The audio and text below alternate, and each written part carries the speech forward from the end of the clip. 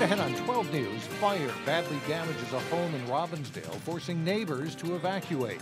Plus, trying to come up with a solution to a worldwide waste problem, how 5 students from Wayzata may have an answer. And struggling with your golf game? See what makes this course in Brooklyn Park a little more unique than others. 12 News starts right now. We start with a fatal crash involving a car and semi-truck in LeSueur County. The Minnesota State Patrol says it claimed the life of a Brooklyn Center woman. The accident happened Wednesday afternoon on Highway 169 just north of LeSueur. The State Patrol says the car rear-ended the semi. Photos from the LeSueur News-Herald show the damage. The Brooklyn Center woman who was killed was a passenger in the car. She was 84 years old. Her name has not yet been released. The driver of the car also suffered serious injuries. She is identified as 61-year-old Marcia Vall of Maple Grove. The semi-driver was not hurt. The State Patrol says the highway was wet at the time of the crash. Everyone was wearing a seatbelt. A Robbinsdale family is out of their home after a fire badly damaged their duplex. Fire officials are still trying to determine what sparked the fire on Halifax Avenue. Sonia Goins has more on what happened. Mike and Alex, the fire started shortly after 11:30 this morning. When fire crews arrived on the scene, they saw flames shooting out of a top bedroom window. Smoke billowed out of the top floor as fire crews worked hard to put out hot spots. It's kind of crazy. I mean, I was definitely panicked. Shauna Uprity lives next door. She says one of the residents was on a job interview at the time of the fire. I texted the mom, and asked her, I'd let her know her house was on fire. There were other family members inside the home at the time of the fire. So they did the right thing. They called 911 and they got out. Nobody was hurt. Uprity says her family was also asked to pack up. The cops came over and asked if we could move to a different location, just in case. Fire crews from at least 3 different fire departments helped to put out the fire. They watered down the roof and checked for fire that might be hiding inside of wall insulation. And we're doing some overhaul right now, and also we're starting the investigation phase. In Robbinsdale, Sonia Goins, 12 News. Fire crews were called back to the scene after a spark was spotted in the attic. One side of the duplex received a lot of water and smoke damage. The other half was not damaged. A key defense witness took to the stand in the Eddie Mosley murder trial Thursday. Renee Bonneau was in court, and she joins us now with details of his testimony. Mike and Alex, the defense is trying to prove it was impossible for Mosley to commit murder in Minnesota on the morning of April 9th, 2012. Mosley's half-brother James Perry Jr. testified he saw Mosley at an Easter party at his uncle's house in St. Louis, Missouri the evening before. Perry said he couldn't remember the exact time he left the house, but noted that when he did, it was dark out and Mosley was still there. The triple murder occurred just after 6 a.m. the next day in Brooklyn Park. When asked by the prosecution why he did not share this information with Brooklyn Park detectives when they stopped by his home a few weeks ago, Perry said, "Looking back on it, I wish I had." According to sites like Google Maps and MapQuest, it takes roughly 9 hours to drive from St. Louis, Missouri to Brooklyn Park, Minnesota. And Mike and Alex, last week a friend of Mosley's testified he drove with Mosley to Brooklyn Park on the morning of the murders. So everything is still coming out in court, and the prosecution will continue tomorrow morning. Thanks a lot, Renee. A local senator says he's extraordinarily disappointed and befuddled to the news that expanding background checks for gun purchases is now off the table at the state capitol. State Senator Ron Latz is the main sponsor of the Senate gun bill. His bill would have expanded background checks on private sales and restricted purchases on assault weapons and multi-capacity magazines. But neither side in the House could reach any sort of agreement on gun legislation. Latz calls the House inaction unacceptable. In the Senate, I think we have the votes to pass a meaningful background check expansion to include all private sales, going through licensed dealers. I think we've got the votes here. It's the House members that seem to be more skittish and more susceptible to pressure from the most vocal, the most vociferous of their constituents. Latz hopes other provisions will still have a chance this session, such as giving prosecutors stronger tools to go after people who buy guns for criminals.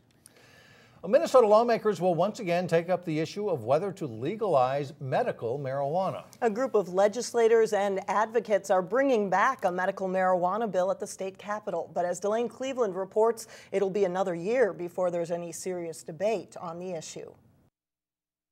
I'm honored to be standing here with my colleagues to propose medical marijuana legislation here in Minnesota. Thursday morning at the state capitol, this is not a partisan issue. Legislators and medical marijuana supporters gathered to revisit a familiar and polarizing topic. I was strongly opposed to the use of marijuana, and my home had always been drug-free. But Joni Whiting of Jordan had a personal experience that changed her mind. In June of 2000, Stephanie was diagnosed with melanoma skin cancer on her face. Joni's daughter, Stephanie, underwent 2 years of surgeries on her face and lost her appetite in the process. Her whole body was racked with continuous and uncontrollable pain. That's when a doctor recommended medical marijuana. It released some chemical that helped her. It did keep her alive for another 89 days. It helped her to be able to eat for 89 more days. Stories like hers are the driving force behind legislation introduced to legalize medical marijuana in Minnesota. It's all about quality of life. Quality of life is so important. The last time a medical marijuana bill reached the governor's desk was 2009, but it was vetoed by Governor Tim Pawlenty. Governor Dayton has also voiced his opposition to medical marijuana, but state lawmakers are hoping to change his mind. I know that Governor Dayton has had concerns in the past, and those have been aligned with law enforcement. I think that he's an open person, and he's going to be willing to listen to the families. Advocates for the bill will have a whole year to rally support. That's the goal, get people on board and talk about it over the summer. They deserve compassion, dignity, and honor. And that is what this bill will provide. At the Capitol, Delane Cleveland, 12 News.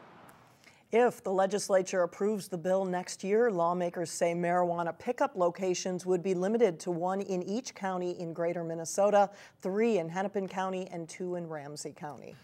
There's a new game and a new name for the Brooklyn Park Executive 9 golf course. It is a bigger target. You know, you definitely still can miss them. Like so, but each green has 2 holes. One is 8 inches wide. That's twice as big as the regulation size. The game is called Golf 2.0, and you can play the 9-hole course as a regular golf game, or for younger or new players, Golf 2.0 offers shorter distances and bigger targets. The goal is to make the game more friendly so it appeals to a wider group of players. Whether it's kids or juniors that are trying to play and get into the game, or just people that are a bit intimidated by the real game, to get them to come in and to see that golf is really a fun game that's that we've made a little bit easier for everyone to enjoy the game a little bit more. TaylorMade is a partner in the Golf 2.0 project. For them, getting more people interested is good for the industry.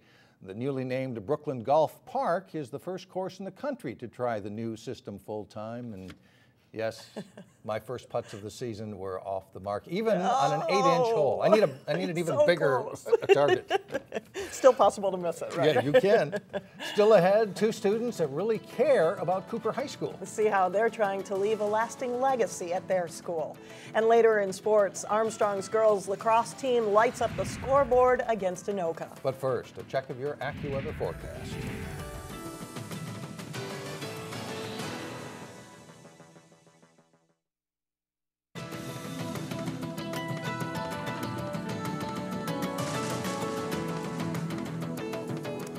An Osseo High School senior learns she has won a prestigious scholarship. Kaylee Shagan is the recipient of a Gates Millennium Scholarship. Only 1,000 students from around the country are selected for that award.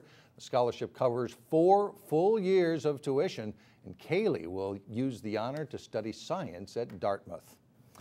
As Cooper High School seniors march toward graduation, some are working to make sure the community never forgets the class of 2013. Students are establishing a day of service called Cooper Cares Worldwide in hopes that students and alumni will commit to volunteering on May 13th. Reporter Shannon Slatton introduces us to 2 students who helped start the effort, seniors Kenneth Wickland and Jeffrey McVeigh. What can I say? I like it. At Cooper High School, only the responsible and the dedicated are selected to put together the high school yearbook. So like captions here? There's about usually 100 applicants, and I choose about 25 for the class. You still didn't send me an email. And their names instantly stood out. How many more do you have left? Yearbook advisor Lindsay Schiffler is talking about seniors and leaders, Kenneth Wicklund and Jeffrey McVeigh. These truly are two amazing young men. Yeah, it's the same thing. Yes. She says they are smart, considerate, there you go. and hardworking. Yeah, dude, I got everything. I've never seen these two or anybody that are on the leadership group just settle for what they've done. They always then brainstorm, okay, what can I do next with that? Case in point, these seniors are collaborating on a project they hope will last much longer than their days at Cooper. It's a day of service that anyone can participate, and just that, you know, we as Cooper care for our community. The day of service will be called Cooper Cares Worldwide. It's kind of our legacy. That's part of the reason why we chose May 13th. Because we graduate in 2013, obviously. And they hope wherever there's a Cooper connection, whether an alum or a former staff member, that person will be giving back to their community. It just really defines what we're about here at Cooper. In New Hope, Shannon Slatton, 12 News. Kenneth Wicklund plans to study music at Luther College, and Jeffrey McVeigh is headed to the University of Minnesota Duluth to study pharmacy. Coming up after sports, members of Wayzata's math team are at it again. This time they've come up with a possible solution to a national problem. But first, Wayzata and Minnetonka head indoors to get their baseball game in. John Jacobson has the highlights when we come back. John Jacobson with sports. Of course, we missed the worst of the bad weather, but it was bad enough yesterday to send baseball back indoors. Another day. It's a break, can we? No, we can't. Well, at least they're playing somewhere. At least there's still a Metrodome down there, right? Our brief burst of good weather last weekend certainly didn't mean the end of postponements or schedule changes for local spring teams.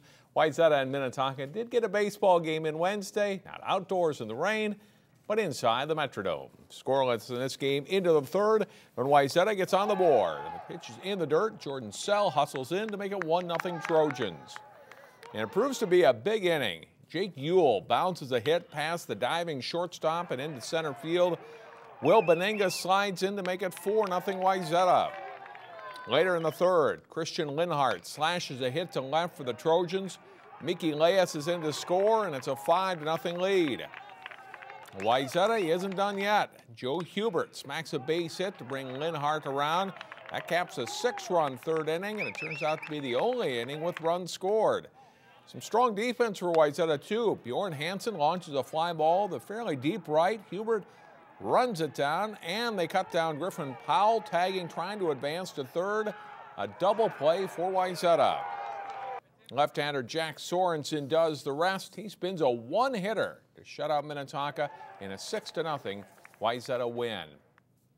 Armstrong and Champlin Park will play at the Dome Thursday night, and we'll have highlights of that game Friday at 4. Most but not all local schools now have artificial turf in their stadiums. Football and soccer in the fall benefit from it, but it's also much easier to get lacrosse games played in this tough spring. Armstrong hosting Anoka and girls lacrosse. First half of this one, Haley Haddon, the shot from the free position is a goal for Armstrong. Then Mari Verbatim with a nice pass. Haley Holdall with the shot and goal. That makes it 4-1 Falcons. Kelsey Osdick finds Haddon in front. She scores. Armstrong's up 10-2 at the break. And they keep coming in the second half. Callie Reinhardt scores in front with a quick shot. Holdall then beats her defender to the front and scores again. The sophomore nets 4 goals in the game, as does Verbatim. Armstrong wins 18-5 to improve to 3-1. Armstrong's boys lacrosse team won 3 of its first 4 games. The Falcons look to build on that strong start in the nightcap of the doubleheader against Anoka. Late first quarter, Stephen Florence picks up the ground ball, fires a goal in for Armstrong that ties it up at 2. Second quarter, Anoka's Dan Horsch. Nicole Madsen, he scores with a low shot. The Falcons answer. Florence quick to the front. He shoots and scores here. It's Anoka leading 7-4 at halftime. And it's mostly Tornadoes in the second half. Tony Fritsch to Dominic Cerisi for the quick shot and goal. And Horsch makes a run to the middle and scores to make it 12-5 Anoka. 13-5 Tornadoes is the final. In adapted softball, the Osseo School District CI Division team is on a roll. The Orioles were looking for a 3rd straight win when they hosted Buffalo. Bottom of the first inning, And Osseo's Kevin Hofer singles to left field. Lavelle, Reiser, Blackman, and Augie Wadrick will score for the Orioles. And it's 2-0. Later in the first, Megan Thompson grounds to the pitcher, and she'll beat the throw. Hofer scores too. Osseo puts 4 runs up on the board in the inning. Good defense by the Orioles in the second. Blackman with the throw from center to Hofer at second for the force out. It ends the inning and leaves 2 Bison runners stranded. In the third, Hofer cracks one high off the wall in right center. Blackman scores, part of another big inning for Osseo. Runs keep coming. Jason Robbins with a grounder to short. Thompson scores on this play. The Orioles score the maximum 5 runs in both the third and the fourth innings. They go on to beat Buffalo 14-2. The Orioles have 10 run their last 3 opponents and are now 4-2 overall. Friday morning in Minneapolis, the Athena Awards, honoring high school athletes from around the area and around the metro. We'll have more on that Friday at 4 here in 12 News. Always nice to see the young women that get that. Thanks a lot, John.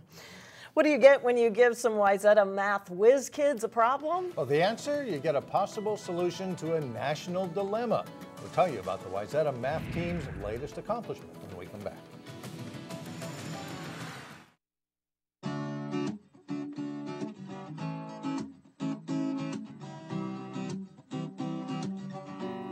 And finally, what could be the solution to America's plastic waste problem? A group of students from Wayzata High School may have the answer. 5 seniors from Wayzata's math team took first place in the Moody's Mega Math Challenge. They came up with a way to manage plastic pollution based on a city's population density. They then had to make recommendations for nationwide recycling standards. And the team only had 14 hours to write a paper with their solution. On Monday, they presented their work to a panel of mathematicians in New York City. The paper has been sent on to the EPA. The paper is going to be printed in the Society of Industrial and Applied Mathematics Journal. It's a great undertaking that the kids did. And to top that, the students will split the prize of $20,000 in scholarship money. So wow, that's no small change. Well, there's money in math. Yes, exactly. And what a run for them. State titles, a string of state titles, and now this. And solving problems along the way. Yes. Wow, that's neat. Congratulations. And that'll do it for now. Thanks for joining us, everyone. We'll see you back here tomorrow. Community Corner is coming up next.